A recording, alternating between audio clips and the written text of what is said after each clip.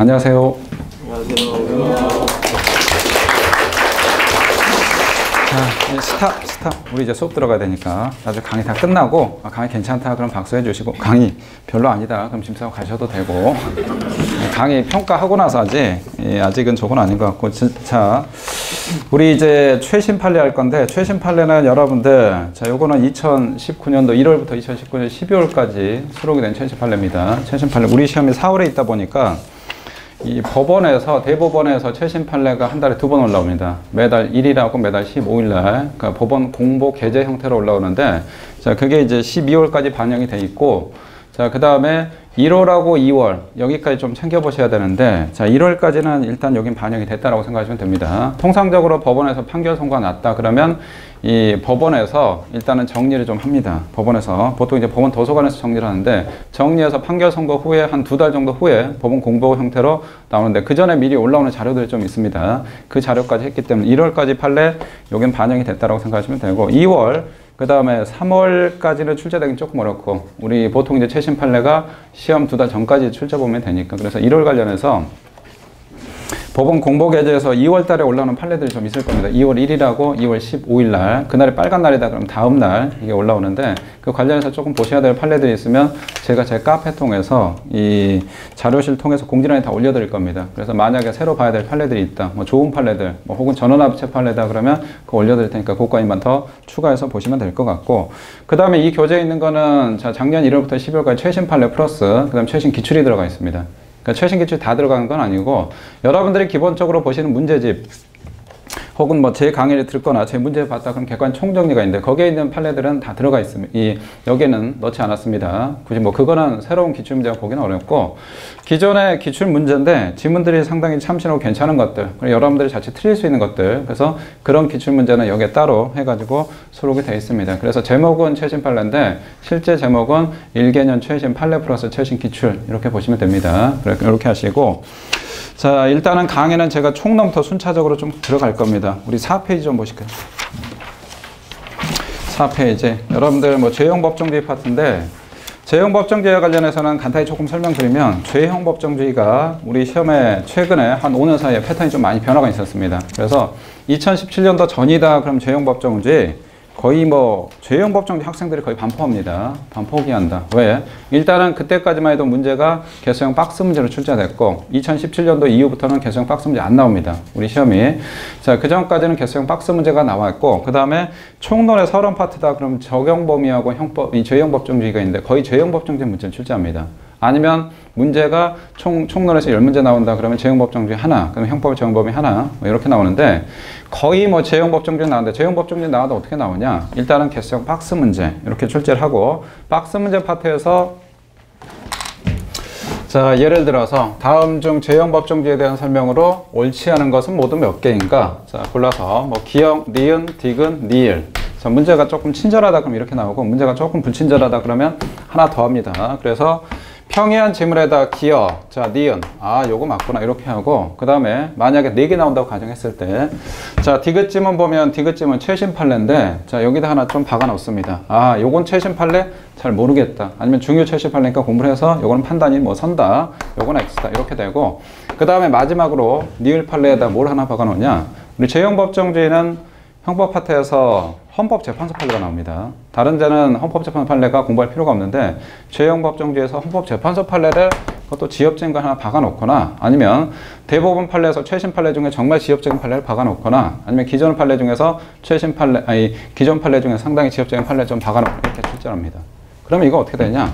내가 2개 알아더라도 자 요걸 모르거나 혹은 요걸 모른다. 그럼 이 문제 찍어야 됩니다. 문제도 어떻게 출제되냐? 예전 같은 경우 다음 중 옳지 않은 건 몇 개냐? 첫 번째 빵 1개, 두 번째 1개, 세 번째 뭐 2개, 네 번째 3개 이런 식으로 하는데 야 요거 보니까 요거는 하나는 맞는데 요거는 만약에 X면 2개고 그 다음에 O면 하나인데 여기서 찍어야 됩니다. 그래서 학생들이 죄형법정주의 문제 풀면 모의고사도 그렇고 기출문제도 그렇고 실전도 그렇고 어떻게 하냐 그냥 찍기 연습합니다. 어느 것이 맞을까요? 요거를. 2017년도 전까지 그랬는데 지금 패턴이 바뀌었습니다. 일단은 문제가 정상화됐고 그다음 이렇게 지엽적으로 출제를 안 합니다. 이렇게. 그래서 재형법정주의는 너무 여러분들 지엽적으로 갈 필요가 없습니다. 재형법정주의는 다른 파트 공부하듯이 그냥 무난하게 공부를 하시면 됩니다. 그래서 출제 패턴이 바뀌었으니까 좀 참고하시고, 자, 우리 4쪽에 1번부터 볼게요. 4쪽에 1번에 우리 노역장 유치라고 하는데, 노역장 유치 밑줄 하나 그어놓으실까요? 노역장 유치. 자, 노역장 유치는 그 실질이 신체의 자를 박탈하는 것으로서 징역형과 유사한 형벌적 성격을 가지므로 라고 하는데, 노역장 유치, 우리 여러분들 소급표 금지 원칙 재형법정주의에서 자, 소급하면 안 된다, 즉 행위시 가지고 판단하고 재판시 가지고 판단하면 안 된다라고 했는데, 이 형벌에 대해서는 요거는 소급표 금지 원칙이 적용됩니다. 다시 말해서 1조 1항 행위시 가지고 적용을 해야 되는데, 보완처분은 이거는 소급해도 됩니다. 재판시법 가지고 해도 적용은 되는데, 그러면 노역장 유치는 이건 형벌의 성격이냐 아니면 보완처분의 성격이냐? 노역장 유치. 노역장은 노가다라고 생각하시면 됩니다.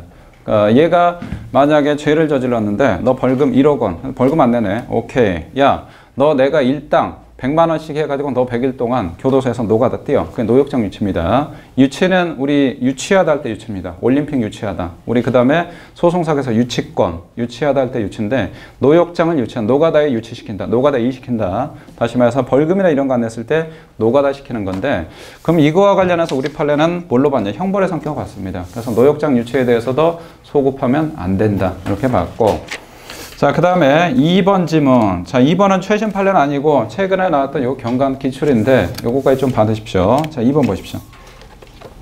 자, 특정 강력범죄 처벌에 관한 법률.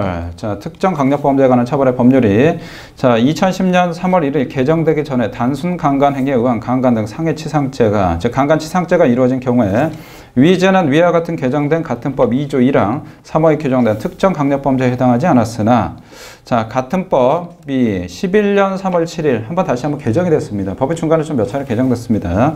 다시 개정되면서 2010년 3월 31일 개정 전과 같은 내용이 되었다. 자, 요거 강력범죄냐 아니냐? 자, 요게 근데 중간에 법이 여러 차례 바뀌었을 때 어떻게 할 것이냐? 우리 여러분들 형법의 적용 범위 파트에서 중간에 법이 여러 차례 바뀌면 어떤 법 적용한다? 어떤 법? 자, 우리 친구는 가장 쉬운 거다. 어떤 법? 제일 가벼운 법. 제일 가벼운 법. 예를 들면, 자, 범죄와 관련해서 범행시가 있고 그 다음에 재판시가 있습니다. 범행시, 다시 말해서 행위시라고 생각하시면 되는데, 행위시의 이 법률이 보니까 5년 이하였는데, 자, 요게 재판시는 법률이 좀 개정이 됐습니다. 재판시 봤더니 7년 이하로 법이 좀 중하게 됐다. 근데 중간에 법이 여러 차례 바뀌었다. 예를 들어서, 자, 범행시에는 5년 이하인데 법이 3년 이하로 바뀌었다가 다시 4년 이하로 조금 무겁게 개정이 됐다가 다시 재판시는 7년 이하로 바뀌었다. 그럼 이건 뭘로 할 것이냐? 우리 형사법의 가장 기본적인 특징이 있습니다. 양대충. 형사법에. 자, 우리 1조 1항. 형법은 행위시 가지고 판단한다라고 했죠. 자, 범죄 성과 처벌은 재판시 가지고, 행위시 가지고 판단한다라고 했는데, 자, 우리 형사법은 행위시 가지고 판단합니다.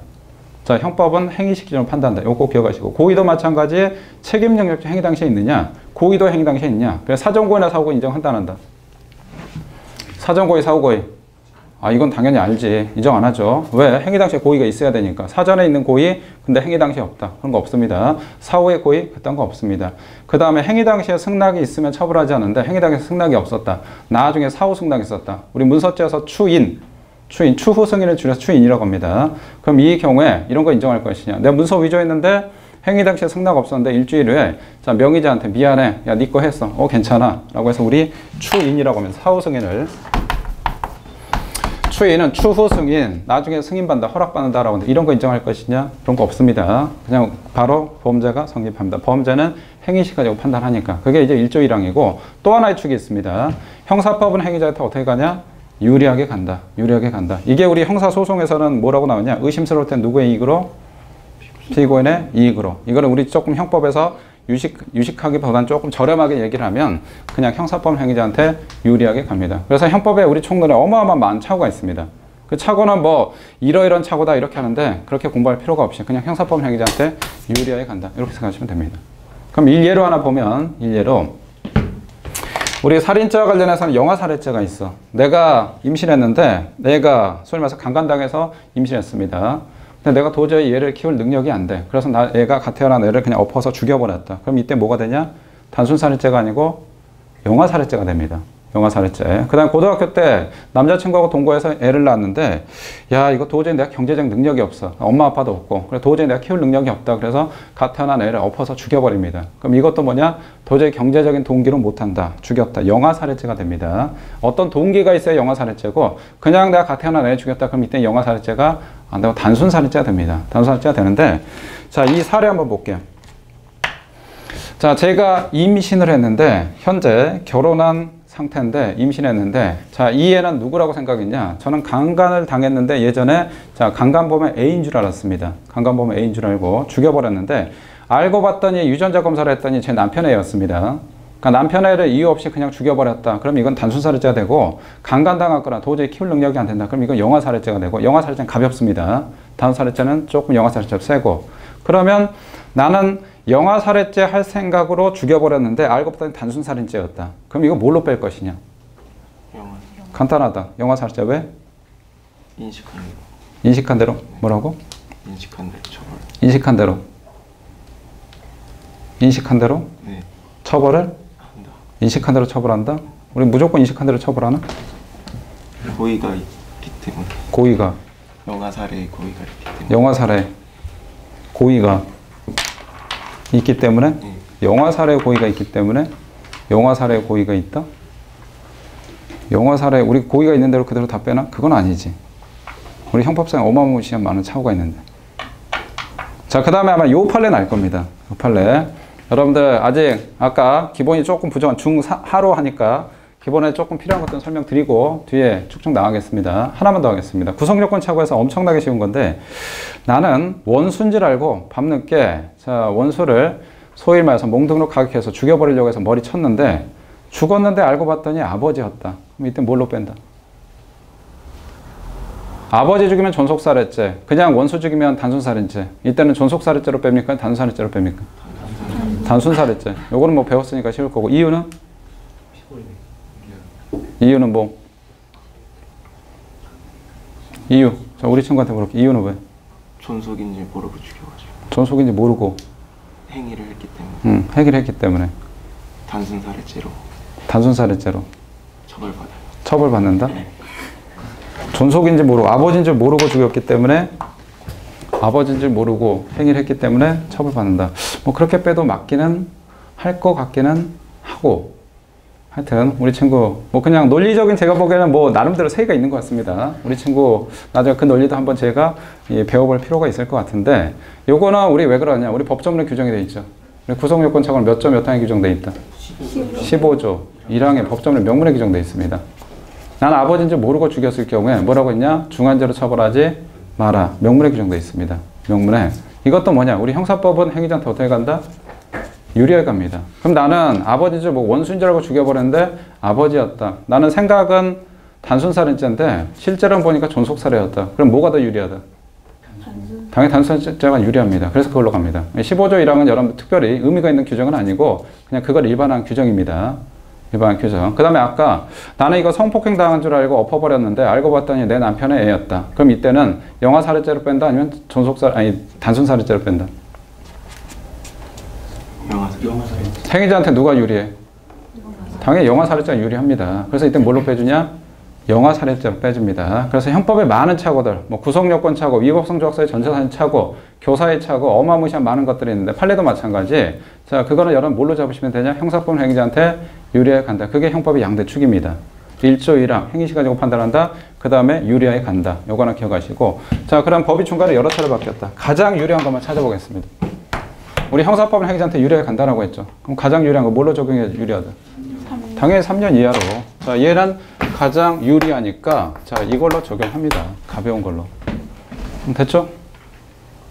오케이? 네. 자, 요건 알 거고. 아, 요거는 초딩 과정이지. 자, 그러면 이제 우리 판례를 보겠습니다. 법이 중간에 좀 개정이 됐는데 우리 여러분들 특정 강력범죄들이 있습니다. 뭐 강도살이나 강간살인, 이건 형법으로 처벌하지 않고 특정 강력범죄 특례법으로 세게 처벌해버립니다. 근데 법이 중간에 좀 바뀌었어. 자, 내가 요거와 관련해서 범죄를 할 당시 범행시가 있고 그 다음에 재판시가 있는데 중간에 법이 어떻게 있냐. 자, 예전 같은 경우는 자, 요 행위에 대해서 범행할 당시는 강력범죄였습니다. 근데 중간에 법이 요 시점에서 개정이 돼가지고 자 요거 강력범죄가 아니었다. 그리고 나서 야 이거 너무 강력범죄 빼버렸더니 이게 범죄 기승안에 도저히 안 되겠다. 법 다시 개정해서 강력범죄로 다시 바꿨습니다. 재판시는 강력범죄다. 그럼 얘는 강력범죄로 처벌해야 돼? 아니면 강력범죄 아닌 일반범죄로 처벌해야 돼? 일반범죄. 이유는? 제일 유리. 형사법은 뭘로 간다? 가장 유리한 법률을 적용한다라고 했죠. 그럼 가장 유리한 거는 강력, 일반, 강력. 뭐가 더 유리하다? 일반이 유리합니다. 그래서 이걸 적용해 줍니다. 적용. 오케이? 됐죠? 공식 하나만 외우면 되잖아. 그럼 싹 적용되잖아. 그럼 다시 보겠습니다. 자, 우리 2번 보십시오. 자, 2번에 자, 특정 강력범죄 처벌에 관한 특례법이 2010년 3월 31일 개정되어 단순 강간행위에 의한 강간 등 상해치상죄 이루어진 경우에 자, 위제는 위와 같은 개정된 같은 법 2조 1항 3호의 규정 특정 강력범죄에 해당하지 않았으나 즉 범죄를 할 당시엔 강력범죄인데 개정돼서 일반범죄로 바뀌었습니다. 바뀌었는데 다시 우리 자, 세 번째 중간 보십시오. 같은 법 2011년 3월 7일 다시 개정되어 자, 2010년 3월 30일 개정 전과 같이 되었다. 즉 개정 전과 같이 다시 강력범죄로 바뀌었다라고 했을 때 자, 그럼 맨 마지막에 내용이 되었다면 특정 강력범죄에 해당할 것이냐? 얘는 일반범죄다, 강력범죄다? 일반범죄. 가장 유리한 걸로 적용하니까 이렇게 싹 적용하면 됩니다. 자, 그 다음에 3번 보십시오.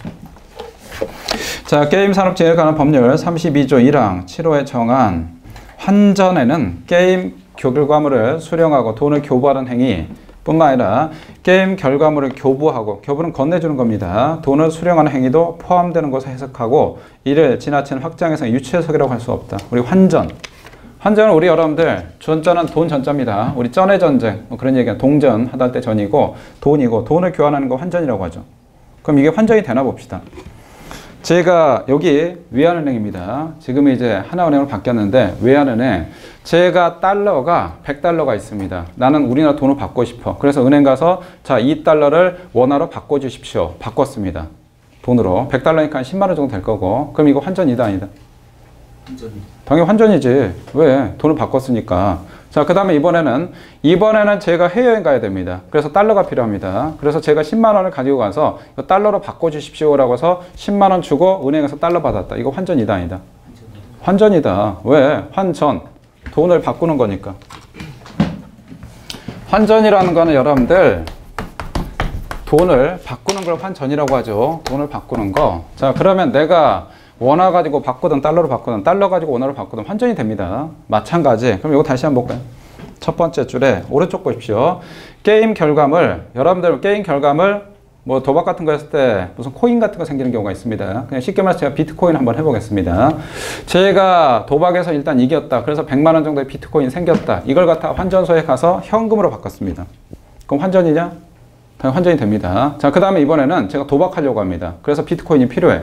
100만 원 가지고 가서 이거 자, 비트코인을 바꿔주세요. 돈 가지고 비트코인을 바꿨다. 환전이냐? 당연히 환전이 되지. 왜? 돈을 바꿨으니까. 돈을.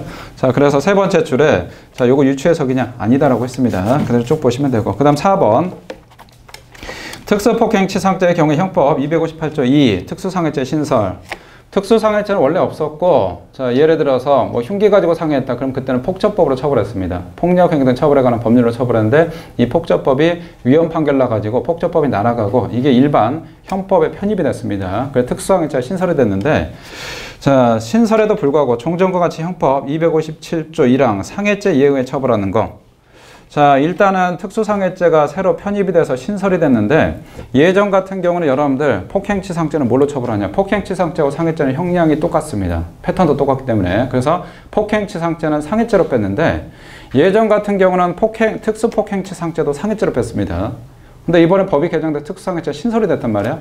그럼 같은 특수니까 특수폭행치상죄는 특수상해죄로 빼야 되는 거 아니냐? 라고 하는데 판례는 아니다. 야, 특수폭행치상죄도 특수상해죄로 뺄 게 아니고 상해죄로 빼도 상관없다. 그래서 문제가 없다라고 봤습니다. 요거는 여러분 생각과 좀 논리적으로 좀 다르게 가니까 요거 암기 성격이 있으니까 아, 특수폭행치상죄 그냥 일반 상해죄로 빼도 된다. 이렇게 싹 기억을 해 두십시오. 자, 그 다음에 한 페이지 넘기시고. 자, 기타 판례 정리라고 나와 있는데, 기타 판례 정리. 여기는 중에 더 많이 떨어지는 질문들입니다. 나와도 뭐 여러분들 95점 방정, 100점 방정 나올 수가 있는데, 버릴 건 아니고 다 볼 필요는 없고, 저희가 체크 정도 해드릴 테니까 그거 중심으로 좀 받으십시오. 자, 1번, 2번, 3번 체크하시고, 6번도 체크하시고. 자, 1번 잠깐 보겠습니다. 처벌법규 입법 목적이나 그 전체의 내용, 구조 등을 살펴보아 사물의 변별 능력을 제대로 갖춘 일반인의 이해와 판단으로서 그의 구성요건 요소를 해당하는 행위 유형을 정형화하거나 한정할 합리적 해석 기준을 찾을 수 있다면, 자, 일단은 판사가 봤을 때 어느 정도 가이드라인 잡을 수 있다, 그 내용입니다. 이렇다면 죄형법정 요구하는 형벌법규의 명확성의 원칙에 반하는 것은 아니다, 어긋나는 것은 아니다. 뭐 들러리지면 나올 수 있고 장난치는 질문하니까 그대로 그냥 보시면 됩니다. 그 다음에 2번 보시면 되고, 3번. 자, 당선을 목적으로 허위사실 공표한 행위를 처벌한 공직선거법 250조 1항 후보자가 되고자 하는 자, 그 다음에 행위, 후보자가 되고자 하는 자, 행위, 밑줄 그어놓으실까요? 후보자가 되고자 하는 자, 행위. 자, 이거 명확하냐, 명확하지 않을 것이냐. 요거 좀 교재 좀 잘못 나왔습니다. 세 번째 줄에 위배된다라고 나왔는데 위배되지 않는다, 이렇게 정정해 주실까요? 행위란 개념 우리 일상적으로 많이 씁니다. 행위. 그다음 후보자가 되고자 하는 자, 이것도 많이 쓰기 때문에 우리 판례 특별히 문제가 없다. 뭐 이렇게 보시면 되고, 그 다음에 6번, 요거는 작년에 경관에서 나왔던 질문이라 이것도 체크해 두시고. 자, 6번. 그 다음 오른쪽에 쭉 나왔는데 오른쪽에 뭐 따로 볼 내용은 없을 것 같고. 자, 그 다음 한 페이지 넘기십시오. 우리 8쪽 보십시오. 형법의 적용 범위. 우리 형법의 적용 범위와 관련해서 자, 5번부터 쭉 나와 있는데, 여기는 좀 기존 판례들이 좀 있습니다. 최신 판례하기보다는 작년에 나왔던 기출 지문들인데, 자, 5번 보십시오. 계속범의 경우에 실행위가 종료된 시점에 법률이 적용돼야 하므로 라고 하는데, 우리 법이 중간에 개정이 됐다. 그러면 어느 법 적용할 것이냐라고 하는데, 이 형사법은 어떻게 가냐. 아까도 말씀드린 형사법은 행위자한테 유리하게 간다라고 했죠. 유리하게. 제가 작년 가을에 A라는 범죄를 저질렀는데, A라는 범죄가 형량이 10년 이하의 징역이었다. 근데 올해 1월 1일 날 법이 개정돼서 5년 이하의 징역으로 바뀌어서 올해 봄에 제가 재판받고 있습니다.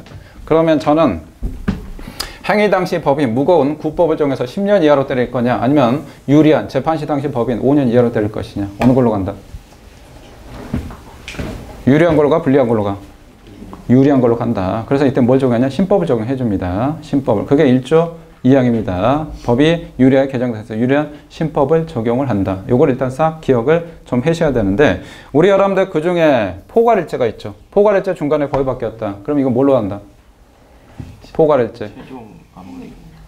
포괄일죄는 신법 적용한다, 구법 적용한다, 아니면 자, 이거 형의 경중 비교해서 유리한 거 적용한다. 신법. 이건 무조건 신법 적용합니다. 우리 포괄일죄. 예를 들어서 제가 작년 하반기에 사기를 한 5번 쳤고, 올해 상반기에 사기를 보이스피싱 같은 5개 쳤는데, 총 이게 상습성 인정돼서 상습사기죄 포괄일죄가 된다. 근데 올해 1월 1일 날 작년에는 상습사기가 10년 이하인데 올해 15년 이하로 엄청나게 세게 바뀌어버렸다. 그럼 이거 뭘로 적용하냐? 이때는 무조건 신법 적용합니다. 왜? 행위 당시 법이 이 신법이니까. 요거는 기존 판례니까 아실 거고. 자, 그 다음에 우리 여러분들 여기 계속법 나오는데, 계속법 조금 기억하실 게 좀 몇 개 있는데, 우리 뒤로 좀 가볼까요? 12쪽 가보십시오. 최근에 계속범이 좀 많이 출제가 되는데, 12번, 13번. 자, 요거 같이 좀 보겠습니다. 계속범에서 여기다 좀 적어 놓으시고 암기하십시오. 우리 범죄와 관련해서 계속해서 성립하는 범죄, 기수위에도 쭉 계속되는 범죄를 뭐라고 하냐? 계속범이라고 합니다. 대표적인 게 우리 체포, 감금죄, 체포감금죄 이런 것들이 있는데, 자, 계속범 여기다 3개를 좀 적어 놓으십시오. 계속범은 중요하니까 암기하시고. 첫 번째 계속범 대표적인 게 체포감금죄, 요걸 하나 적어 놓으시고, 그 다음 범위도업죄, 그 다음에 일반교통방해죄. 일반교통방해죄는 최근에 좀 출제가 됐고, 암기하십시오. 체포감금죄 계속범이고, 그 다음에 범위도업죄도 계속범이고, 일반교통방해죄도 계속범이다. 그래서 꼭 기억하시고. 계속범이 왜 중요하냐? 몇 가지만 좀 체크하면, 계속범. 자, 우리 여러분들 계속범과 관련해 통상적으로 범죄가 기수가 됐다 그럼 끝난 겁니다. 내가 살인했다. A를 죽여버렸다. 그래서 얘가 현장에서 즉사했다. 그럼 살인죄 기수 플러스 살인죄 종료. 기수 이꼴 종료가 됩니다. 자, 그 다음 내가 물건 훔쳤다. 그럼 절도죄 기수 이꼴 절도죄 종료가 되는데, 계속범은 기수하고 종료가 조금 차이가 있습니다. 예를 들어서 내가 3월 1일 날 A란 놈을 가뒀다. 지하골방에 체포감금했습니다. 그 다음에 3월 30일 날 풀어줬다. 그러면 범죄 체포감금죄 기수는 3월 1일, 3월 30일? 3월 1일. 기수. 기수는 내가 가뒀으니까 체포감금죄는 체포감금 했을 때 기수가 되는 거고, 체포감금. 우리 범죄와 관련해서 이거 잠깐만 좀 보면, 자, 우리 살인죄가 된다 그러면 살인죄 뒤에 기수, 미수, 예비 뭐가 생략돼 있든? 기수가 생략된 겁니다. 당연히 기수를 전제로 까니까 기수가 생략된 거고, 만약 살인죄 미수다. 그럼 뒤에 장애미수, 중지미수, 불능미수 뭐가 생략돼 있다? 장애미수가 생략돼 있다. 장애미수가 전제로 까는 거니까. 자, 그 다음에 하나 더. 자, 우리 살인죄가 된다. 그러면 자기한 살인죄, 부자기한 살인죄. 원칙상. 자기한 살인죄. 그래서 총론의 부자기범이 따로 나와 있죠. 예외적인 거니까. 요것도 생략돼 있으니까 그거 참고로 하시고. 하나만 더. 자, 우리 어떤 의무가 있다. 형법상 의무. 자, 의무다. 그러면 뒤에 무슨 의무? 앞에죠. 법적 의무, 도덕상 의무, 종교상 의무, 윤리상 의무. 무슨 의무? 법적 의무. 왜? 우리가 법 배우는데 무슨 법 따져야지. 종교상 여름 일요일날 하나님한테 예배 드릴 때 성당 가서 아니면 부처님한테 절에 가서 하는 거지, 종교는 우리 따지지 않습니다. 그래서 우리 부자기본 파트에서 뭐 자기 의무다라고 하는데, 법률상 의무 플러스 종교상, 도덕상, 그거는 여러분들 절에 가서 해. 성당 가서 하시고, 우리 법만 따지지 다른 거 안 따집니다. 그 다음에 하나 더, 책임이다. 우리 형법상 책임이 있다. 이때 법적 책임, 도덕상, 윤리상 책임. 법적 책임, 법이니까 기본적인 전제 이런 것도 좀 기억하시고. 자, 우리 여러분들 체포감금죄, 범죄와 관련해서 아까 뭐라고 했냐, 체포감금죄는 뒤에 기수가 생략돼 있다고 했죠. 체포감금죄는 체포하면 돼. 감금하면 돼. 언제 감금했냐? 오늘 감금했다. 그럼 기수 언제? 당연히 오늘이지. 기수. 어렵지 않죠? 감금죄는 가두는 거잖아. 내가 여기서 오늘, 야, 너네 시험 때까지 절대 나가지 마. 문 여기 싹 철창으로 가둬버렸다.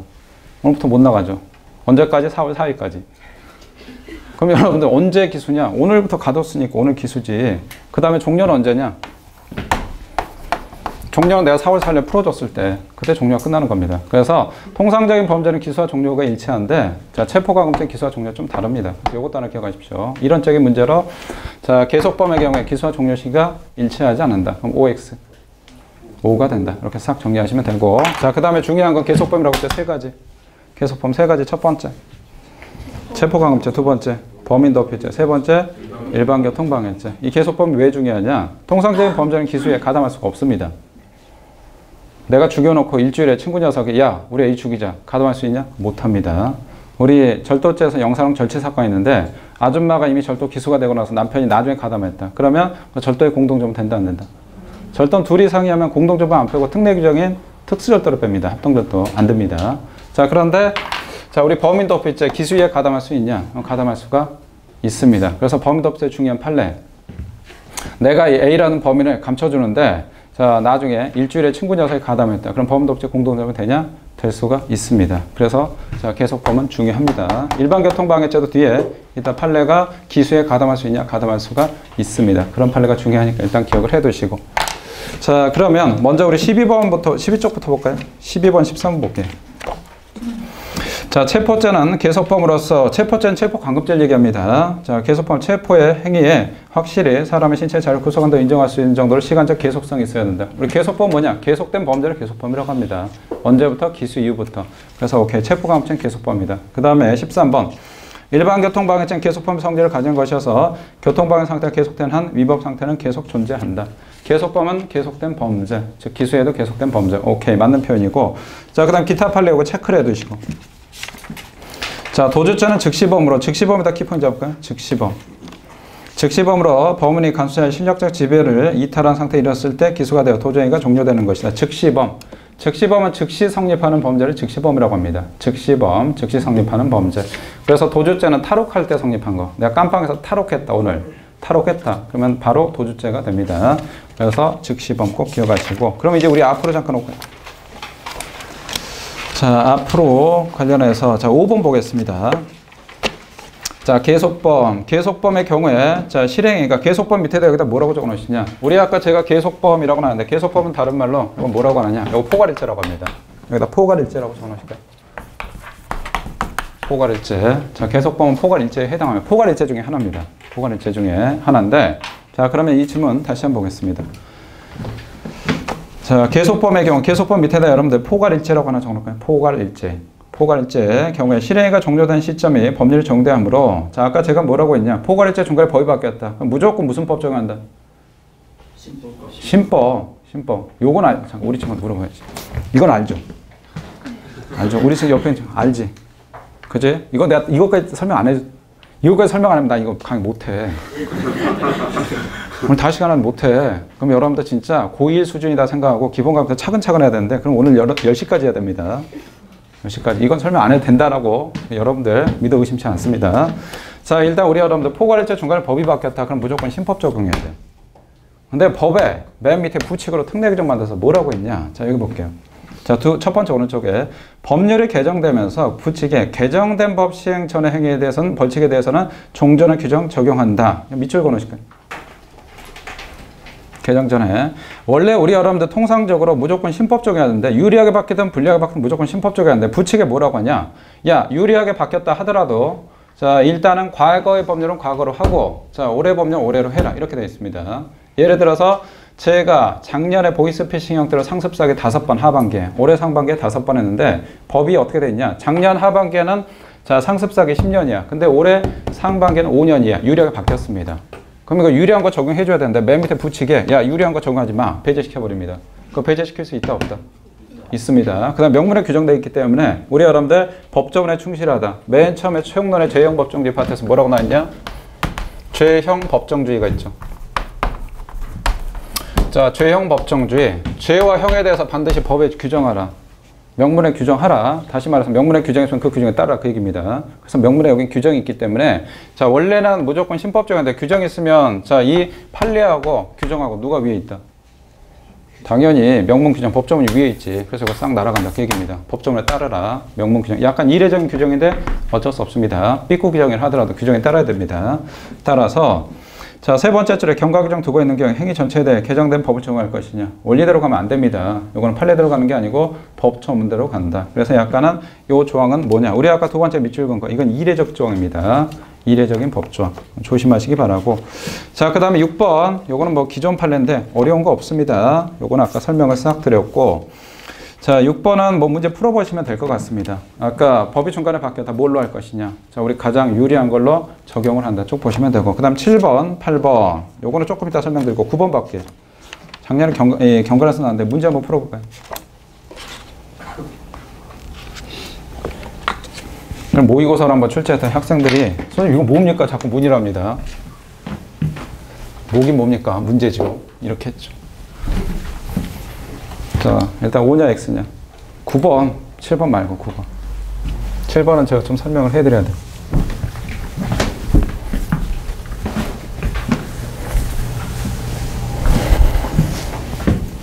자, 우리 친구 9번. O입니까? X입니까?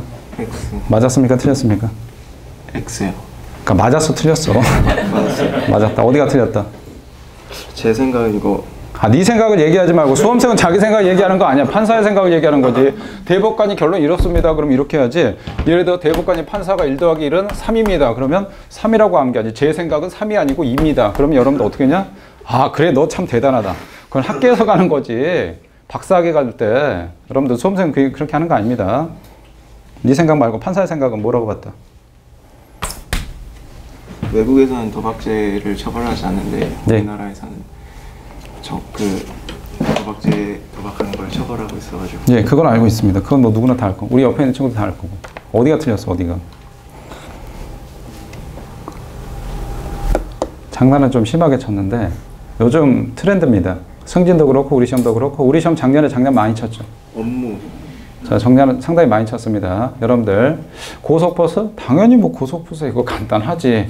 근데 왜 이게 이렇게 나오지? 고속버스는 점유이탈 횡령죄인데 왜 절도죄가 나오지? 장난을 좀 쳤죠. 판례가 많이 나오는데 여기는 어디로 장난쳤냐? 세 번째 줄에 업무로 인한 행위다라고 했는데 일단은 요거 위법성의 조각에 처벌하지 않습니다. 여러분들이 과천 경마장에서 도박했다. 그래서 1,000만 원 잃었다. 강원랜드에서 도박을 1억 잃었다. 처벌하지 않는데 자, 일대는 도박죄 구성요건 해당한다 안 한다? 구성요건. 당연히 구성요건 해당합니다. 다만 뭐 때문에 날아가느냐?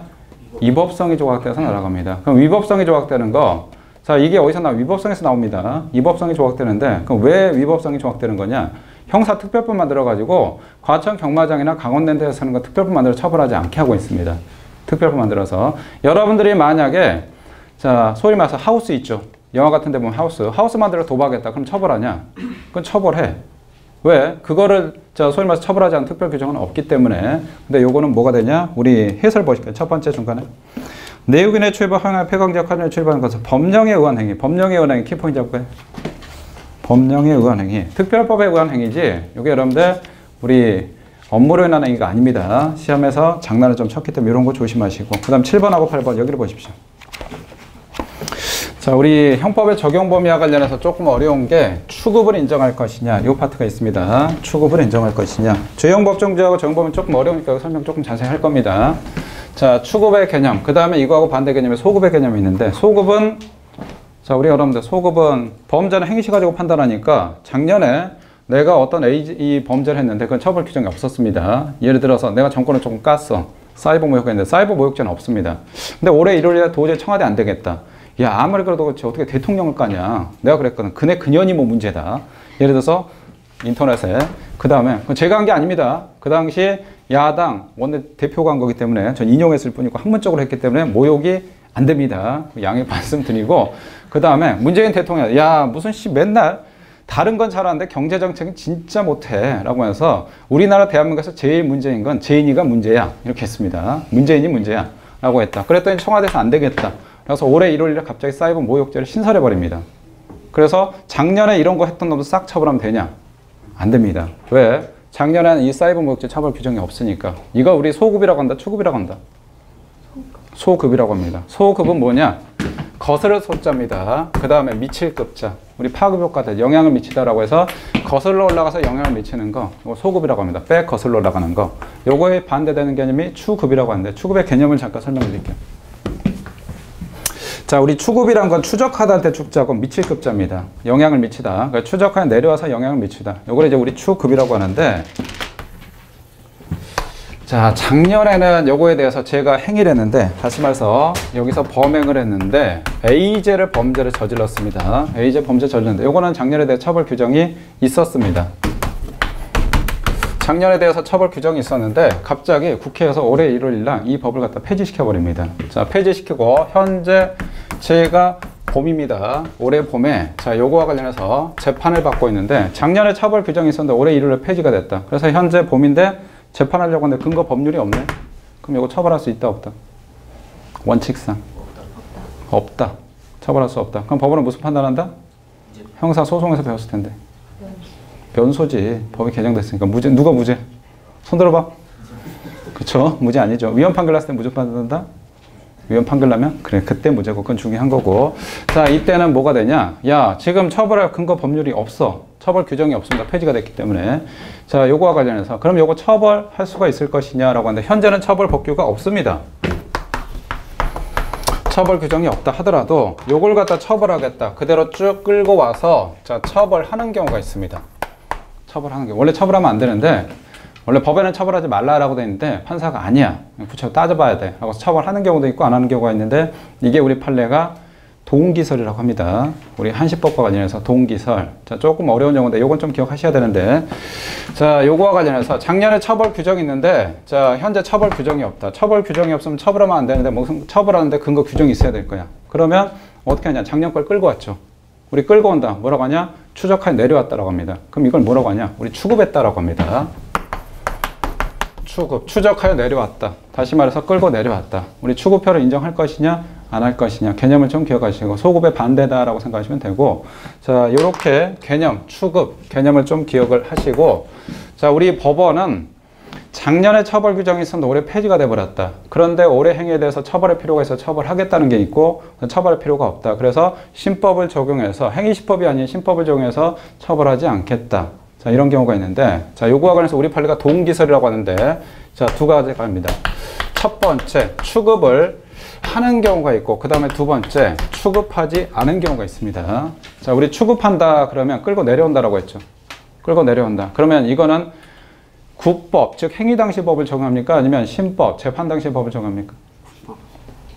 추급하면 끌고 내려오면. 끌고 내려오면 어느 법 적용했어?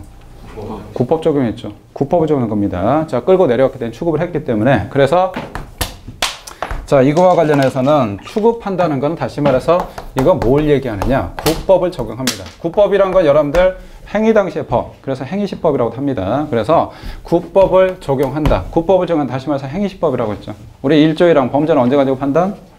행위시 가지고 판단. 이거 가장 기본 원칙이고, 그러면 이게 1조 1항을 얘기하는 겁니다. 1조 자, 1항을 얘기하는 거고, 자, 그 다음에 다시 우리 추급하지 않겠다. 아니야, 옛날 법. 안 끌고 올래. 왜? 옛날 법 안 좋아. 악법이야. 그래서 일단 올해 폐지시켰으니까 난 신법 적용할래. 그 신법이란 거는 자, 폐지된 요 법, 재판시법까지 적용한다라고 하죠. 재판시법. 자, 그러면 이 경우에 자, 요거는 신법 적용한다, 구법 적용한다. 신법 적용한다라고 했죠. 신법을 적용합니다. 자, 신법 적용한다. 그럼 이거 행위시법이다, 재판시법이다. 그럼 재판시법이죠. 재판시법. 여기 1조 2항을 얘기합니다. 1조 2항. 자, 범죄는 원칙상 행위시 가지고 판단하는데 1조 2항. 예외 좀 유리하게 바뀌었다. 그럼 유리한 걸로 적용해라. 라고 해서 이거는 뭐가 되냐. 자, 1조 2항이 됩니다. 자, 1조 2항 요거는 좀 기억하십시오. 시험에서 가끔 뭐라고 하냐. 자, 다음 중 추구표가 인정되는 것은 혹은 부정되는 것 찾아라. 이렇게 나오긴 하고 다음 중 1조 2항이 적용되는 경우는 이렇게 나온다. 아, 그럼 1조 2항 적용되면 이거는 재판시법이구나. 신법 적용하구나. 다시 말해서 추급을 하지 않구나. 이렇게 일단 싹 기억을 하셔야 됩니다. 이렇게 싹 기억하시고 자, 그러면 추급하는 경우가 있고 추급하지 않은 경우가 있는데 추급은 자, 다시 말해서 옛날 법 중에 처벌하는 게 왜 처벌하냐? 예를 들어서 자동차 홀짝제. 작년에 평창 동계올림픽 열렸는데 평창에서 뭐라고 하냐? 아, 우리나라 국민 여러분, 자, 일단은 국제적인 행사를 하는데 교통 막히면 안 됩니다. 그래서 자동차 자제를 해 주십시오. 라고 했더니 대국민 총리가 담화까지 호소하는데 우리나라 국민들은 뭐 상관없죠. 총리가 얘기하든 대통령 얘기하든 그냥 걔는 지서라. 난 나대로 간다. 이렇게 합니다. 그래서 난 차 끌고 다녀. 그래서 이게 강원도 일대 마비가 돼가지고 이게 제대로 국제 행사가 안 돼. 도저히 안 되겠다. 그래서 뭐라고 하냐? 자동차 홀짝제 시행하고 이 홀짝제 어겼다. 그러면 벌금 100만 원 이하에 벌금 때리겠습니다. 했습니다. 그래서 제가 작년 가을에 평창 동계올림픽 열렸는데 에이씨 뭐 그냥 끌고 다니지. 그래서 설마 걸리겠어라고 하는데 걸렸습니다. 그래서 재판은 언제 하냐? 현재 하고 있습니다. 근데 이것도 왜 걸렸냐? 아니 그 당시에는 경찰한테 안 걸렸는데 나중에 어떤 사람이 억하심정이 있어가지고 블랙박스 찍어가지고 올해 봄에 갖다 경찰에다 꼬발렸어. 그래서 제가 현재 올해 봄에 재판 받고 있는데 이게 평창 동계올림픽 당시만 홀짝제 시행했습니다. 기간이 끝났으니까 더 이상 홀짝제 안 할 거고. 그래서 현재는 폐지가 됐습니다. 폐지가 됐는데 제가 작년 평창 동계올림픽 때 위반했다. 그럼 이거 처벌할 것이냐? 우리 판례는 이거 처벌한다라고 봅니다. 왜? 너 작년에 잘못했잖아. 잘못했잖아. 그걸 뭐라고 하냐? 우리 여러분들 단순한 사실관계 변경 이렇게 표현합니다. 단순 사실관계 변경이란 거는 다시 말해서 어떤 상황이 바뀌었다. 다시 말해서 어떤 정책적인 변화가 바뀌었다. 이런 얘기입니다. 그래서 단순 사실관계 변경이다. 그러면 자, 이 경우에 우리 여러분들 옛날 법 적용해서 처벌하겠다라고 했고 자, 이거 대표적인 게 우리 여기다가 자동차 홀짝제 하나 적어 놓으시면 됩니다. 자동차 홀짝제. 자, 그 다음에 두 번째. 자, 우리 추급하지 않겠다. 추급하지 않겠다. 다시 말해서 자, 신법을 적용하겠다. 즉, 재판시법 적용하겠다. 아, 법이 개정됐으면 당연히 자, 개정된 법을 적용해야지. 왜? 아, 옛날 법 문제가 있으니까. 뭐가 문제가 있는데? 악법이니까. 악법이니까. 그래서 이걸 뭐라고 하냐? 우리 법적 견해 변경이다라고 합니다. 이 표현을 좀 기억하십시오. 법적 견해가 바뀌었다. 변경이다라고 하면 쉽게 말해서 여러분들 법이 바뀌었다. 이렇게 보시면 됩니다. 법이 바뀌었다. 아, 옛날 법이 악법이라서 법이 좋은 법으로 바뀌었구나. 라고 해서 여긴 또 무슨 표현을 쓰냐? 자, 법적 견해 변경. 여기에 지문에 나오는 게 반성적 고려 이런 표현이 있습니다. 반성적 고려. 이 표현까지 같이 기억하십시오. 반성적 고려. 다시 말해서 반성한다. 그 얘기입니다. 엄마가 여러분한테 맨날 150만 원씩 보내줬어. 집이 부산이거나 강주인데 엄마는 여러분들이 진짜 서울 신림와서 열심히 공부하고 그런 줄 알고 3년 동안 계속 보내줬어. 계속. 근데 알고 봤더니 얘가 공부는 안 하고 맨날 연애질하고 그 다음에 친구들하고 술 먹고 여기서 인맥 관리하고 있어. 나중에 엄마 알았습니다. 당장 소환합니다. 야, 너 당장 집으로 내려와. 그리고 나서 뭐라, 너 반성 못 써. 임마, 너 내가 한 달에 150만 원씩 1년에 2천만 원씩 해가지고 3년 6천만 원 꼬라박는데 지금도 필기시험 못하고 있어? 반성 못 써? 그럼 여러분들 뭐라고 하냐? 엄마한테 석고대자입니다. 엄마 잘못했어. 나 한 번만 더 기회를 줘. 그래서 반성 못 쓰죠. 왜? 잘못했으니까. 잘못했으면 반성 못 씁니다. 다시 말해서 반성적 고려라는 건 이거는 뭐냐? 악법이기 때문에 그렇습니다. 국법이 악법이니까. 악법이니까 개정했다. 근데 이번에는 여러분 잘못 안 했어. 동생하고 여러분 있는데 동생이 잘못했는데 동생이 엄마한테 거짓말 해가지고 여러분들이 잘못한 줄 알고 여러분들 엄마가 엄청 혼냅니다. 그리고 나서 뭐라고 하냐? 우리 아들, 야, 첫째 너 반성 못 써. 그럼 뭐라고 하냐? 엄마 정말 죄송합니다. 석고대자입니다. 그러냐? 안 하죠. 내가 왜 잘못했는데, 얘가 잘못했는데 얘가 거짓말했는데 반성만 안 씁니다. 그래서 반성적 고려라는 거는 악법이니까, 잘못했으니까. 그럼 악법이다 그럼 당연히 뭘 적용해야 되냐? 당연히 신법을 적용을 해야 됩니다. 신법 적용하는 게 몇 가지 케이스가 있는데 요거 좀 기억하실게. 첫 번째 여러분들 대표적인 악법. 자, 악법. 면접 때 또 이거 물어보는데 악법도 지켜야 됩니까? 소크라테스가 얘기했죠. 악법도 법이다. 악법도 법은 맞죠. 악법, 법 맞죠. 법 맞잖아. 법이라고 써놨으니까. 악법, 법 맞죠? 법이 아니야. 학생들이 졸린지 아직 쉬는 시간 드릴 때가 안 되는데 우리 5분 더 해야 되는데 저는 50분 하고 10분 딱 지켜드립니다. 우리 다시 해야 되니까. 악법도 법이죠. 왜 뒤에 법이라고 나왔으니까. 그럼 악법 지켜야 된다 말아야 된다? 당연히 지켜야 된다. 면접 때 물어보면 악법 지켜야 됩니까? 그럼 당연히 지켜야 됩니다.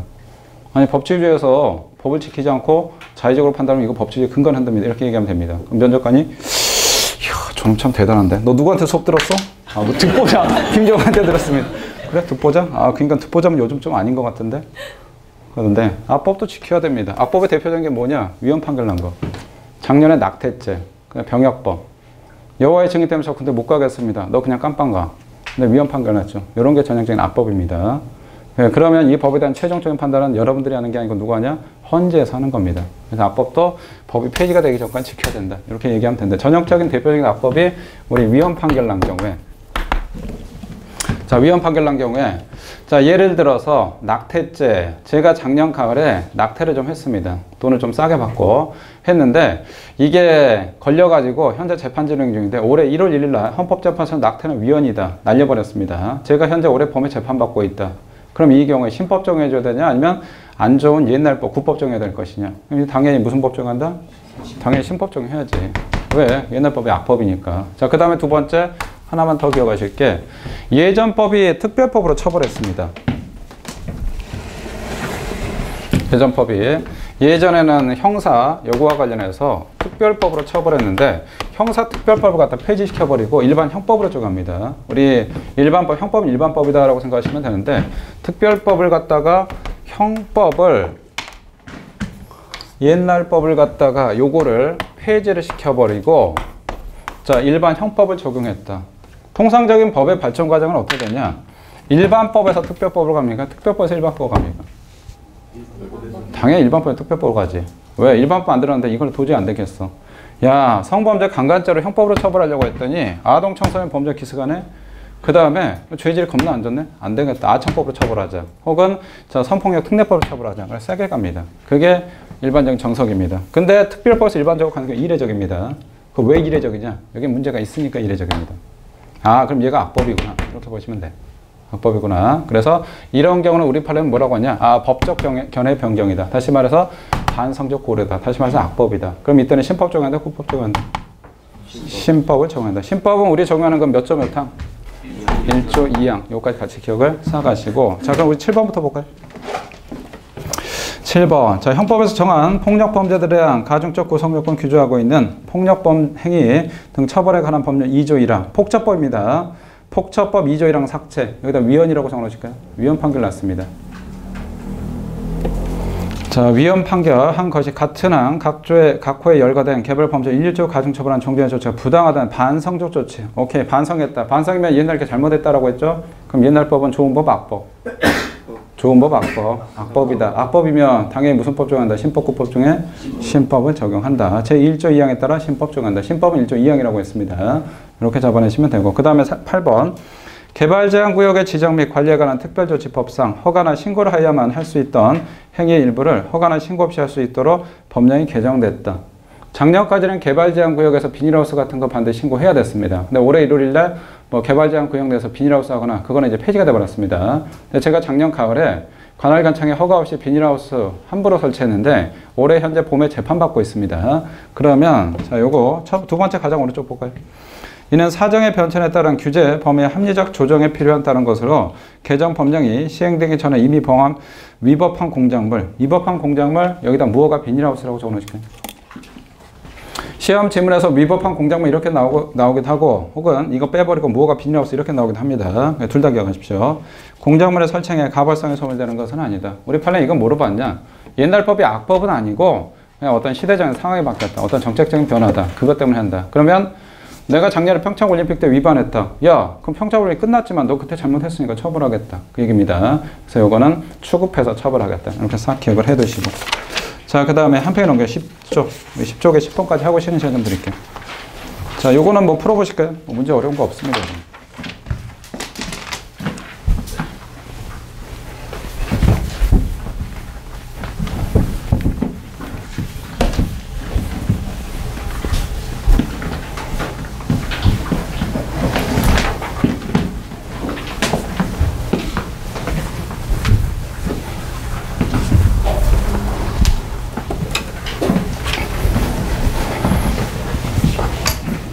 자, 요 질문 한번 보시면 요거는 뭐 판례도 쉽다. 근데 문제를 조금 꼬았습니다. 중국인이 중국 북경시에 소재한 대한민국 영사가 중국 베이징에는 우리나라 영사관은 중국 땅이다, 한국 땅이다? 중국 땅입니다. 중국 대사관만 우리나라 땅이고 한국 땅입니다. 여기는 중국 땅입니다. 영사관 내에서 여권 발급 신청서, 여권은 공문서인데 발급 신청서는 사문서, 공문서? 사문서가 됩니다. 땡땡 발급 신청서는 개인 작성하기 때문에 이건 공문서가 아니고 사문서입니다. 자, 일단 중국 사람이 중국에서 사문서 위주에 했다. 자, 그럼 두 번째, 대한민국 영사관 내부에 있는 대한민국 영토에 해당한다고 볼 수 없기 때문에 제2조 속죄죄 적용할 수 없고, 그 다음에 대한민국 또는 대한민국 국민에 대한 범한 죄에 해당하므로 형법 6조 보호주의, 근데 보호주의가 적용될 것이냐라고 하는데, 우리 6조의 보호주의는 뭐냐? 외국 사람이 외국에서 우리나라 국민에 대해서 법익 침해하거나 국가의 법익 침해했을 때, 즉 우리나라 사람이 미국 가서 자 거기 미국에서 여행을 하는데 미국 내 우리나라 사람 사살해버렸다. 그러면 걔는 우리나라 국민을 법익 침해했기 때문에 우리 형법을 적용 가능합니다. 그게 6조라고 합니다. 우리 보호주의와 관련해서 보호주의가 5조가 있고 6조가 있는데, 자 6조의 보호주의는 어떤 경우에 적용될 것이냐? 개인적 법익, 사회적 법익, 국가적 법익에서 첫 번째 개인적 법익은 적용이 됩니다. 즉 미국 놈이 미국에서 우리나라 국민 사살해버렸다. 혹은 미국 놈이 미국에서 우리나라 사람 물건 소매치기 했다. 그러니까 우리나라 국민에 대해서 법익 침해했으니까 소매치기는 절도인데 개인적 법익입니다. 그래서 개인적 법익은 되고, 자 그 다음에 사회적 법익이나 국가적 법익이 될 것이냐라고 하는데, 요거와 관련해서 사회적 법익은 안 됩니다. 사회적 법익은. 그래서 미국 놈이 미국에서 우리나라 사문서 위조에 있다. 사문서 위조하면 5조는 안 됩니다. 5조, 내외 기통, 유, 인문, 공문서나 이런 것만 되게 사무소 안 되고, 그 다음에 6조 되냐? 6조도 안 됩니다. 사무소는 안 되기 때문에 사회적 법익은. 그 다음에 국가적 법익은 될 것이냐라고 하는데, 국가적 법익도 되는데 여기는 문제가 출제는 안 됩니다. 이렇게 참고하시고, 개인적 법익만 되고 사회적 법익은 안 된다. 그래서 이건 6조도 마찬가지 적용이 안 됩니다. 예전 같은 경우는 문제 어떻게 출제됐냐? 자, 이런 경우에 우리 형법으로 처벌 못 한다. 이렇게 간단하게 처벌했는데, 지금 한 단계 조금 올려서 뭐라고 되어 있냐? 6조는 적용될 수 있다. 조금 어렵게 출제했습니다. 요즘 트렌드니까 싹 기억을 좀 해두시고. 자, 그 다음에 쉬는 시간 드리고 우리 11쪽 여기서부터 나갈게요.